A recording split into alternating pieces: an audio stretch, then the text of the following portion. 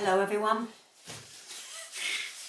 I know I've been gone a really long time again. I'm just going to come on quick to cut some soaps that I made yesterday. So I'm building up for the 20th anniversary of Future Primitive Soap. I can barely believe it myself either. 20 years this June since I registered the company. So not since I got the ball rolling. I just registered my company.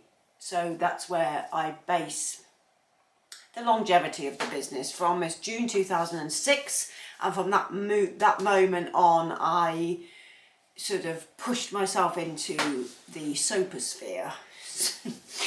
So anyway, I'm working on a load of batches of soap from the archives. So I'm going to show you what I've made so far.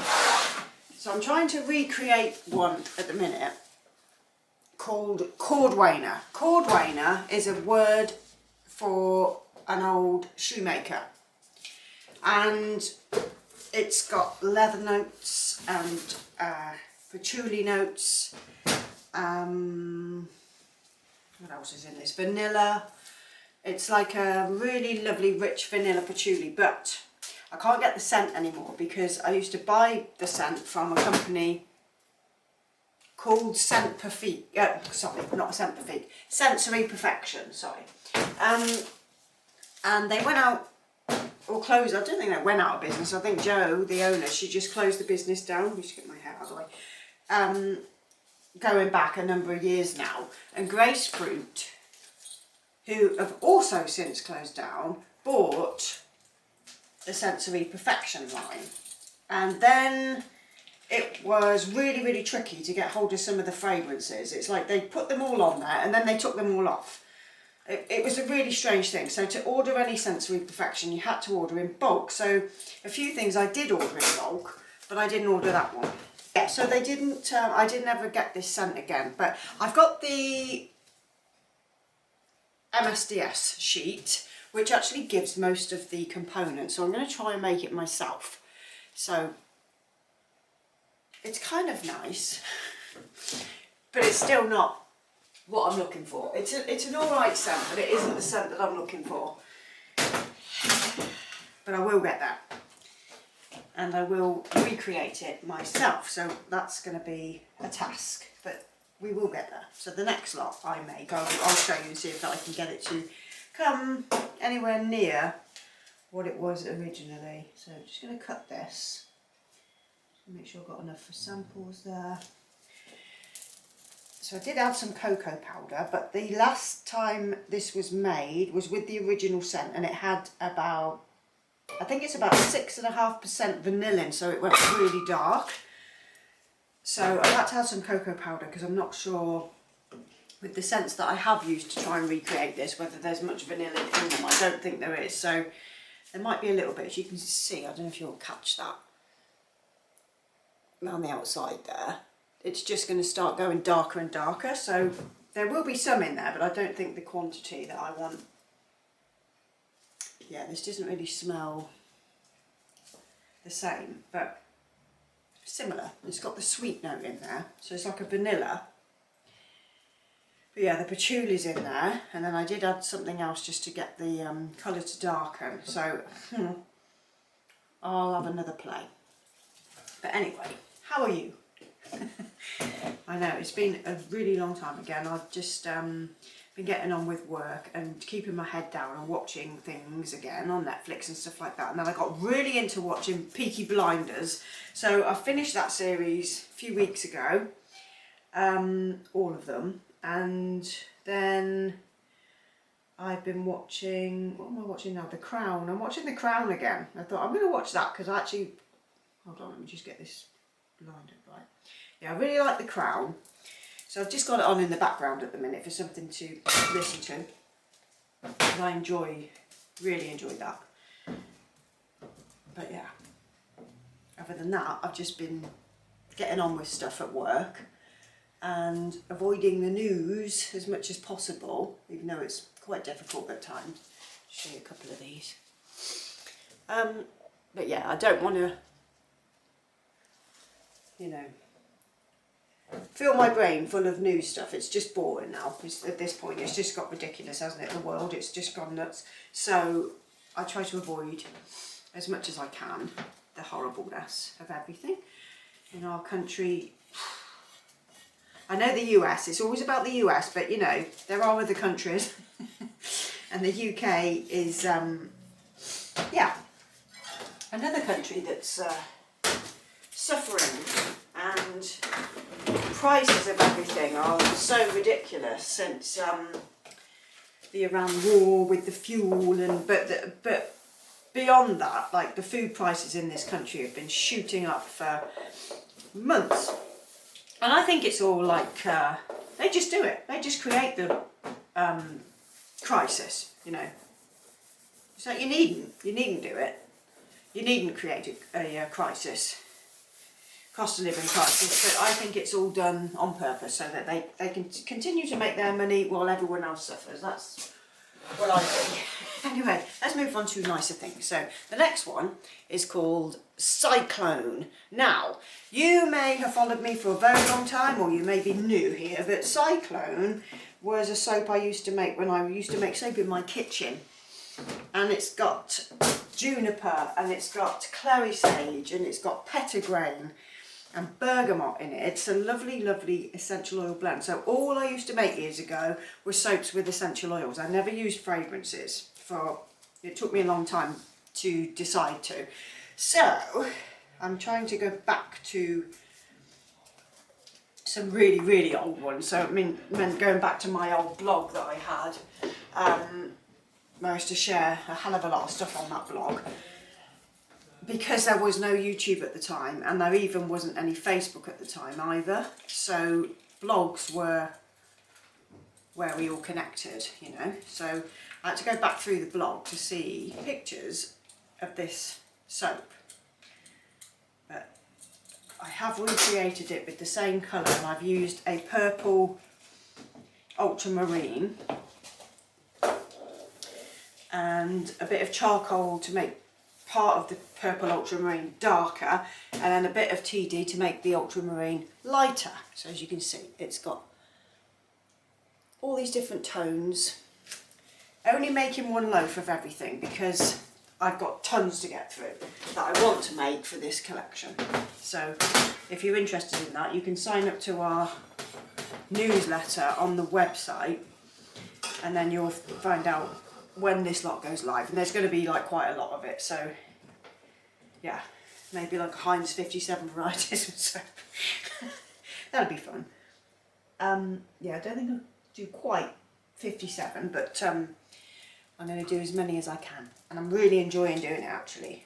It's been a long time since I've gone back through things to recreate them, because I've got like a core range now, whereas when I was starting out I had a core range, but I chop and change it a lot, and yeah, it was a lot different back then.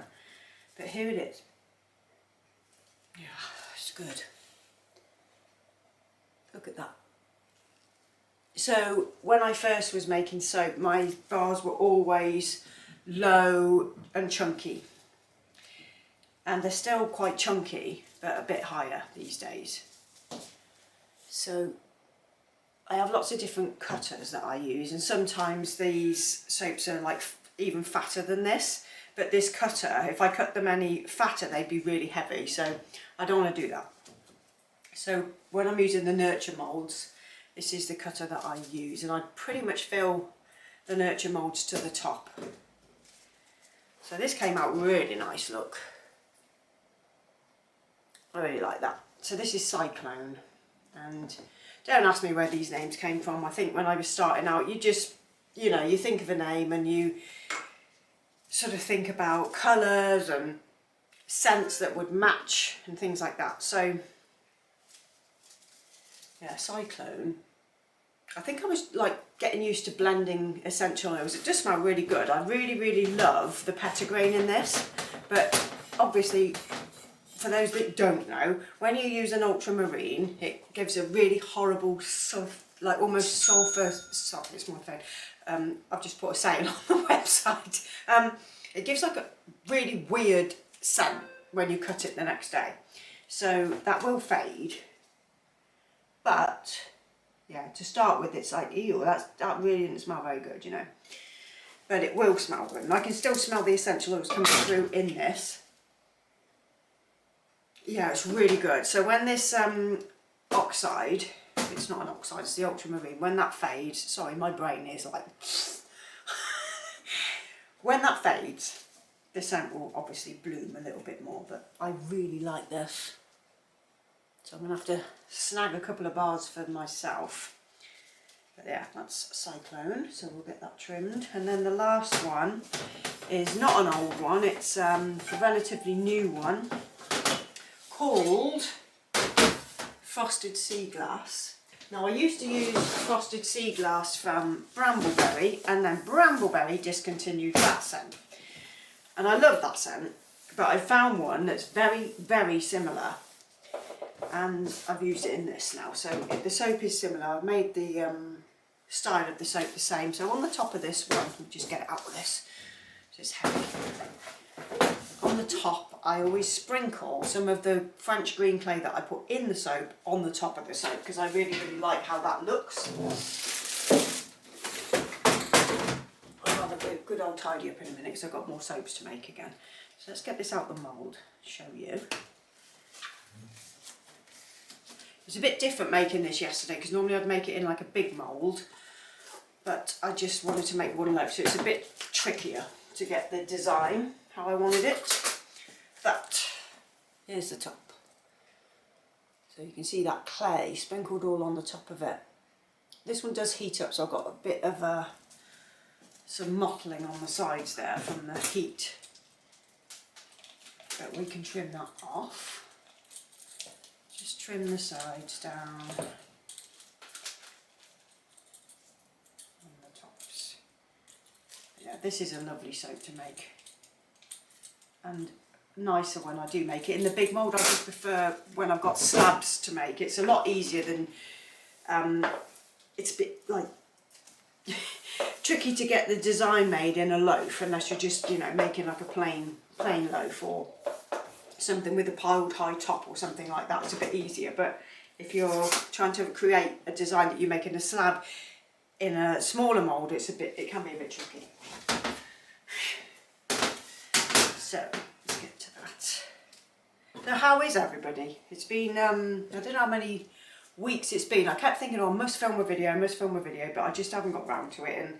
And yeah, it's been a strange few months, just keeping myself to myself and trying to keep my head above board, you know, above water, really.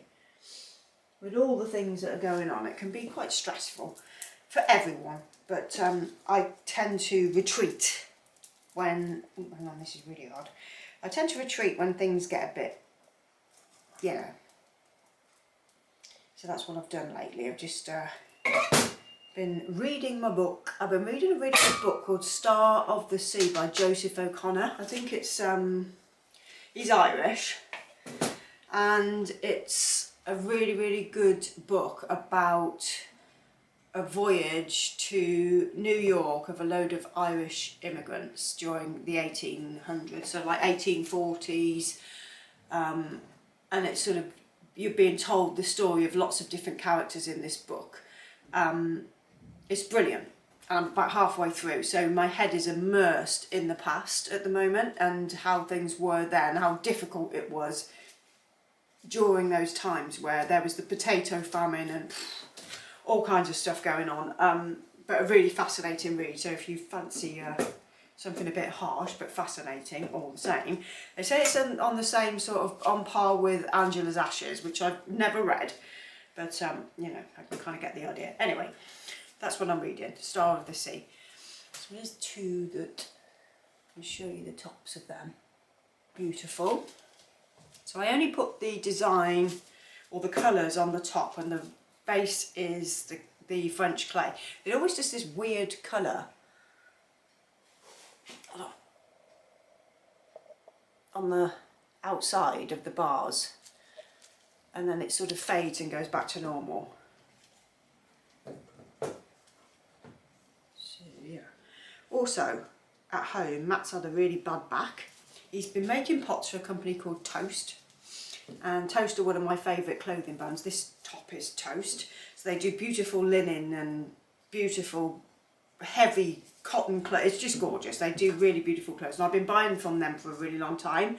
So Matt got a contract with them to make pots for them. So he's been making bowls, jugs, plates. I'll leave a link below so you can see this website. You can just, if you just search Matt Grimmett on the website, you'll find all the pots that he's made for them. There's not been too many at the minute because they've only taken one big delivery, but he's just made the next lot, which will go out next week, and then he's got other stuff that's got to be ready for, I think, December. So yeah, he's got a lot of work, but he's done something to his back, so for a few weeks that was tricky. So I had to sort of walk all of our dogs. We've got 3 dogs.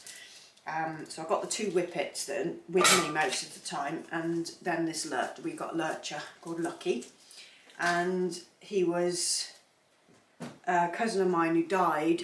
It was his dog, so we took him in. So yeah, he needs to be walked in the mornings too. So Matt couldn't do that, so I was getting up, walking the lurcher, coming back, walking my 2, going to work. So by the time I got to work, it was like, I've just got to get on. So I hadn't really had any headspace to think about filming and stuff, you know. So that's why I've been away as well. There's just been all manner of things getting sort of on top of us, and just tricky. Life just gets tricky sometimes.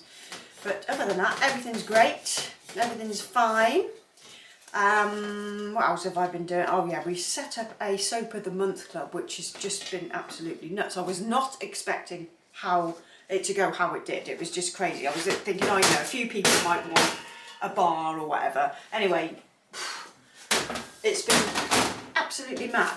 So if you want to jump on board, Soap of the Month club, we do worldwide, apart from we can't ship to the EU, but we can ship to non-EU member countries, just not EU member countries. So we do 1 bar in the UK or 2 bars, so choice of 1 or 2 bars a month, and then the US is always 2 bars to make the postage worthwhile. So you get free postage, but you don't, because it's all in the price, but you don't have to pay any extra. We also don't charge the tariff. So if you want to join Soap of the Month, you get 2 limited edition bars every month sent out around the 1st of the month.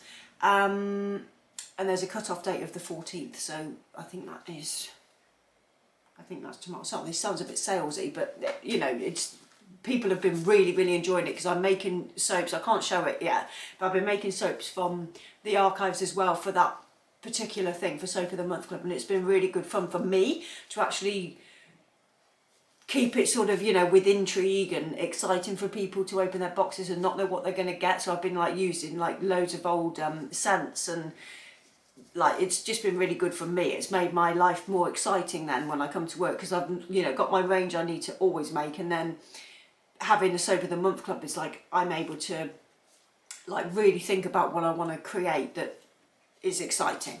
So yeah, for me it's like been a game changer. But I think the first week when I set it up, there was like 10 people joined, and now I've got over 30 people. So I was like, blimey, this is a lot. Like for me, that's a lot. But I want it to build up more and more. So if you want to join Soap of the Month Club, then the link to the website is down below. Other than that, I'll be back to make some soaps and just show you some processes of how, you know, I'm making some of these soaps for our birthday celebrations in June. And yeah, I hope everyone's all right, and leave a comment below and let me know what you're up to, and I will see you all soon. Ta-ta.